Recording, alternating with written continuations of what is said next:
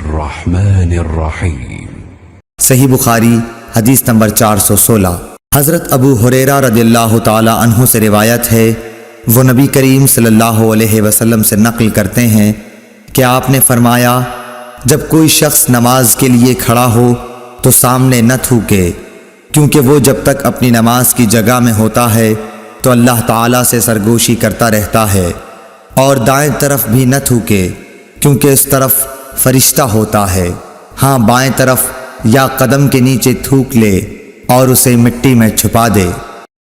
اللهم صل على محمد وعلى آل محمد كما صليت على إبراهيم وعلى آل إبراهيم إنك حميد مجيد اللهم بارك على محمد وعلى آل محمد كما باركت على إبراهيم وعلى